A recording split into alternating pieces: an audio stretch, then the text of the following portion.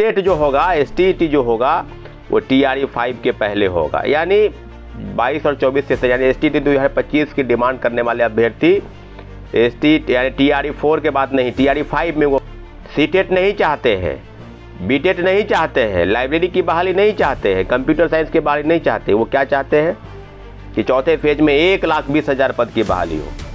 और इसका डिमांड जो किया जा रहा था, इस बात को आप समझिए, वो डिमांड थी कि जिले जिले घूमना है, आदरणीय मुख्यमंत्री जी के लिए वोट मांगेंगे, इसलिए कि स्टेट का विरोध करना है। और एसटीईटी 25 का पुरजोर विरोध हुआ, तो स्टेट का विरोध करते करते टीआरई 4 को खुद निकल लिए।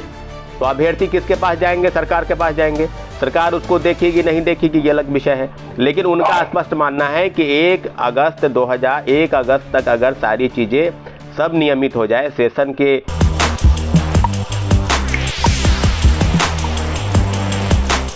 नमस्कार, मेरा नाम है कुणाल और वॉइस आप देख रहे हैं। देखिए, टीआरई 4 का विज्ञापन तो जरूरी है ही, उसके साथ साथ शारीरिक शिक्षक, म्यूजिक शिक्षक, लेट लाइब्रेरियन की बहाली, उसके बाद जो है 24-26 बीएड और डीएलएड के अभ्यर्थियों का भी मुद्दा जरूरी है, क्योंकि जितना जरूरी टीआरई 4 है उतना जरूरी भी जो हम गिना है ये भी है।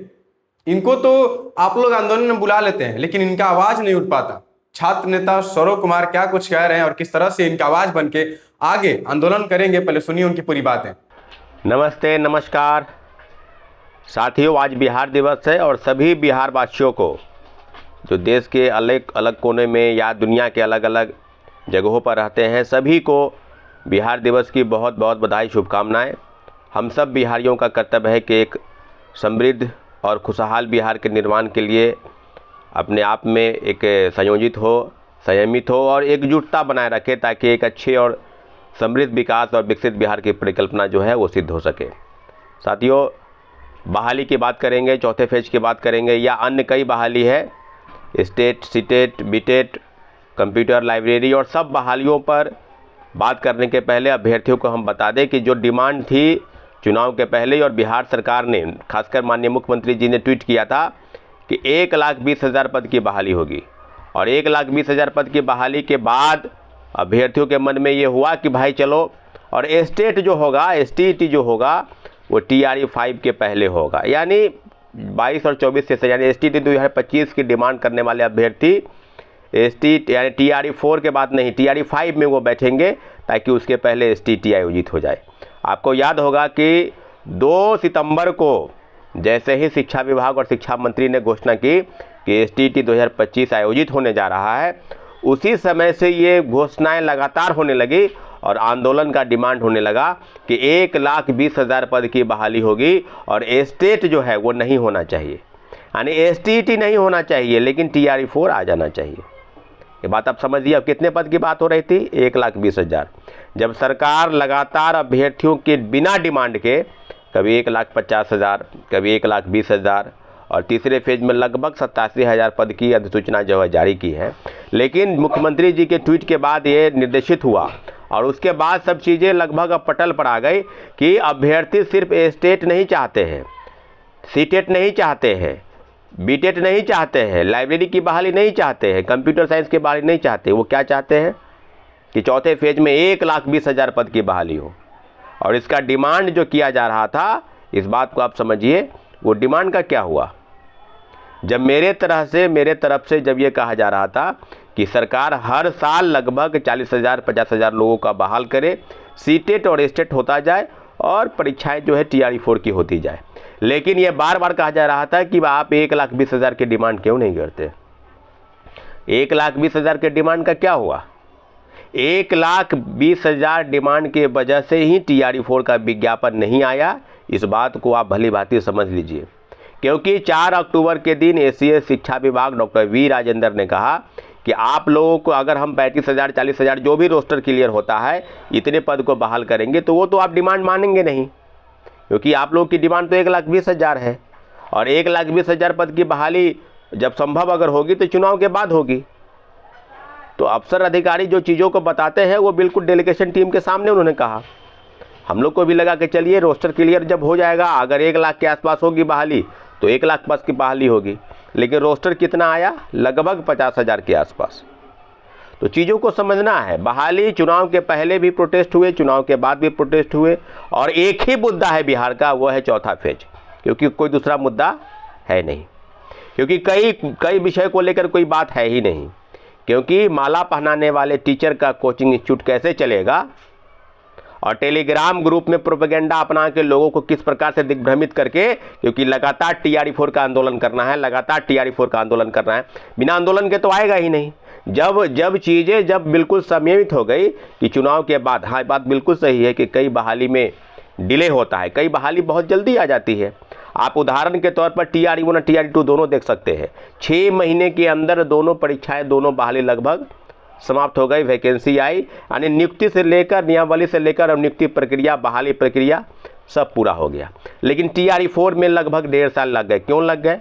क्योंकि इन लोगों को, अभ्यर्थियों को 1,20,000 पद की बहाली चाहिए। तो 1,20,000 पद की बहाली की डिमांड करके छात्रों को दिग्भ्रमित करने वाला बयान जो था वो किसका था? सरकार के तरफ से कहा गया था। लेकिन ये भी है कि TRE4 और TRE5 दोनों मिलाकर 1,20,000 पद की बहाली होगी, और सरकार के पास जो रोस्टर क्लियर होकर जो चीज़ें आती है लगभग बहाली उतनी ही होती है। तो डिमांड को अलग अलग प्रकार से चीज़ों को, क्योंकि यहाँ तो बात ये थी कि जिले जिले घूमना है, आदरणीय मुख्यमंत्री जी के लिए वोट मांगेंगे, इसलिए कि स्टेट का विरोध करना है। और STT 25 का पुरजोर विरोध हुआ, तो स्टेट का विरोध करते करते TRE4 को खुद निकल लिए, लेकिन स्टेट हुआ। और आज फिर वही कि सीटेट की डिमांड नहीं होगी। सीटेट अपेयरिंग की डिमांड करने वाले अभ्यर्थी क्या वो नहीं चाहेंगे? और वो सरकार से दावा करते हैं, किसी व्यक्ति के पास या किसी के पास नहीं, संस्थागत और अनियंत्रित भीड़ को एक तरह से उकसाकर बार बार आंदोलन के लिए नियमित करना, ये प्रोपेगेंडा अपनाकर टेलीग्राम ग्रुप में अलग अलग लोगों के प्रति दुष्प्रचारित करना, ये एजेंडा है। ताकि एजेंडा सेट है, कोचिंग संस्थान के बैच कैसे बेचे जाएंगे, माला कैसे पहनेगा, तो सारी चीज़ें आप इस तरह से चीज़ों को समझिए। दिग्भ्रमित करने का प्रयास हुआ है, और आपका डिमांड अभी तक पूरा नहीं हुआ है। पूरा नहीं होने के पीछे एकमात्र वजह है कि कई चीज़ों को अलग अलग प्रकार से दिग्भ्रमित करना। छात्रों अभ्यर्थियों की डिमांड बिल्कुल सही थी कि सरकार जितने पद पर रोस्टर हो सभी पदों पर बहाली करे, 1 कैंडिडेट 1 रिजल्ट। और इस बार भी जिलेवार जो रोस्टर क्लियर हो रहा है कि हर जिले की जो मेरिट सूची है उसी जिलों की बनाई जाएगी, तो अभ्यर्थी अलग अलग प्रकार से वो आवेदन नहीं कर सकेंगी, जैसा कि पहले 3 जिलों की चॉइस मांगी जाती थी। अब आगने के वाली बहाली पर क्या है? अब एक विषय जो है वो अभ्यर्थियों को दिग्भ्रमित करता है, जो विषय है कि 2024 और 26 बीएड और डीएलएड, तो अभ्यर्थी किसके पास जाएंगे? सरकार के पास जाएंगे। सरकार उसको देखेगी नहीं देखेगी ये अलग विषय है, लेकिन उनका स्पष्ट मानना है कि 1 अगस्त तक अगर सारी चीज़ें सब नियमित हो जाए, सेशन के अगर सब डॉक्यूमेंट या सर्टिफिकेट उनको अप्रूव हो जाए, तो सरकार उनको अपेयरिंग के तौर पर मौका देती है, जैसा कि TRE1 में सीटेट अपेयरिंग वाले को मौका मिला था। अब बार बार लोगों को दिग्भ्रमित करना है, क्योंकि चुनाव में लड़ना है, चुनाव में जाना है, तो टेलीग्राम ग्रुप में लोगों को कैसे दिग्भ्रमित करना है? तो इसी प्रकार से दिग्भ्रमित करके लोगों को एजेंडा सेट करके सिर्फ और सिर्फ TRE4 कहना है। म्यूजिक की बहाली के लिए अभ्यर्थियों को भी आंदोलन में लाना है, उसका बात तो होगा नहीं। शारीरिक शिक्षक और कंप्यूटर साइंस के अभ्यर्थियों को भी आंदोलन में लाना है, उसका बात तो होगा नहीं। लाइब्रेरी की बहाली पर अभी तक कोई विशेष टीका टिप्पणी पहल नहीं की गई, उसके क्योंकि वो तो बिहार की बहाली है ही नहीं।